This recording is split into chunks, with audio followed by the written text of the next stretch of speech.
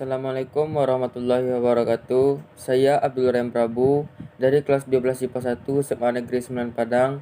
Saya akan menjelaskan gaya Lorentz dan kaidah tangan kanan gaya Lorentz. Gaya Lorentz disebut juga dengan gaya magnet. Namanya berasal dari nama belakang seorang ahli fisika Belanda, yaitu Hendrik Anton Lorentz. Hendrik Anton Lorentz pernah meneliti penghantar per-arus yang berada di dalam medan magnet. Lalu dari hasil dari penelitian ini, ia menghasilkan satu gaya yang disebut dengan gaya Lorentz.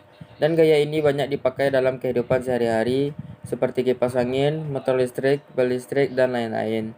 Jadi gaya Lorentz ini merupakan suatu gaya fisika yang ditimbulkan karena adanya partikel yang bermuatan listrik bergerak atau karena arus listrik yang berada di dalam medan magnet. Dengan begitu, gaya Lorentz bisa disebabkan karena dua hal. Yang pertama, oleh penghantar yang berarus listrik dan penghantar tersebut berada di dalam medan magnet. Yang kedua, dapat disebabkan oleh partikel bermuatan listrik yang bergerak dan menuju arah medan magnet. Nah, untuk mengetahui arah gaya Lorentz, kita bisa memakai metode kaidah tangan kanan. Dalam menggunakan metode tangan kanan, ada beberapa ketentuan yang perlu diperhatikan. Metode dengan menggunakan tangan kanan tentunya posisi itu seperti ini. Yang pertama, jempol menunjukkan arah arus atau kecepatan partikel. Yang kedua, lalu telunjuk menunjukkan arah medan magnet. Dan yang ketiga, jari tengah inilah yang menunjukkan arah gaya Lorentz. Namun ada beberapa catatan penting yang perlu kita ingat, yaitu kaidah tangan kanan hanya berlaku untuk partikel bermuatan positif. Namun untuk gaya Lorentz yang dialami partikel negatif, arah gaya Lorentz yang kebalikannya dari positif.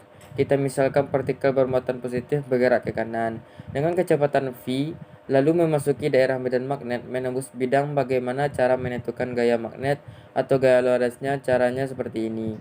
Tadi diketahui arah partikelnya ke arah kanan dengan kecepatan v, berarti seperti ini. 1. Jempolnya ke kanan karena jempol merupakan arah arus listrik dan kecepatan v. 2. Lalu jari telunjuk, maka ini merupakan arah medan magnet. Jadi arah medan magnet adalah ke depan. Sedangkan arah gaya magnet atau gaya Lorentz jari tengah, maka arahnya ke atas. Namun apabila yang ditanya itu partikel yang bermuatan negatif, maka kebalikannya yaitu ke bawah. Seperti itulah cara menentukan arah gaya Lorentz atau gaya magnet menggunakan kaidah tangan kanan. Hanya itu yang dapat saya sampaikan. Lebih kurangnya saya mohon maaf apabila ada kesalahan. Tolong dimaafkan. Terima kasih. Wassalamualaikum warahmatullahi wabarakatuh.